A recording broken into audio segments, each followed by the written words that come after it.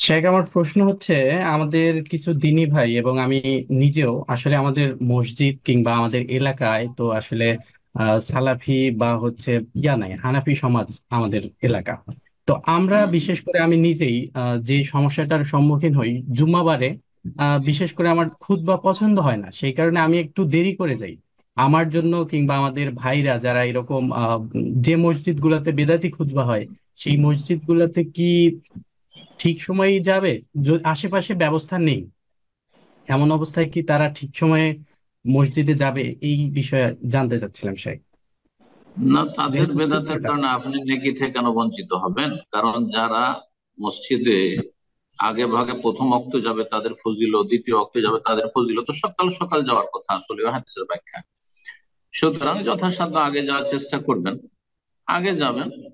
আর তারা যে তাদের বেদাতি ওয়াজ, তৃতীয় আর একটা যে বাড়িয়েছে, বয়ান, সেটা তারা বিরোধী কথা বয়ান করেছে, তাতে তো যেগুলো বয়ান করে সেগুলো তো অধিকাংশ তারা ভুলই বয়ান করে, জালজয়ী।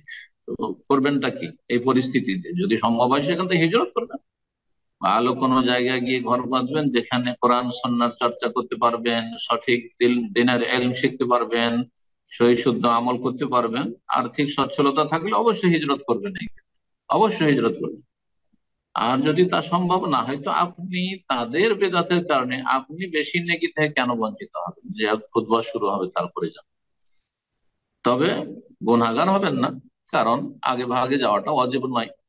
হ্যাঁ, যখন আরবি খুতবা, তাদের বয়ানের পরে খুতবা শুরু হচ্ছে, আজান হচ্ছে, আজান হওয়ার আগে আপনি পৌঁছে যাবেন, যাতে করে আপনি এমনটা না হয় যে আজান হয়ে গেল খুতবা, যদিও আরবিতে খুতবা অযৌক্তিক মন্ত্র পাঠ, কিন্তু তারপর সেটি খুতবা, সুতরাং আপনি বুঝেন আর না বুঝেন তাতে উপস্থিত থাকতে হবে। এই নয় যে আমি খুতবাও শুনলাম না তাদের, খুতবার মাঝামাঝি বা শেষ দিয়ে গেলাম আর শুধু জুমার 2 রাকাত পড়ে চলে আসলাম, এটা করা মোটেই ঠিক না, ওটা জায়েজ না এটা আপনার জন্য।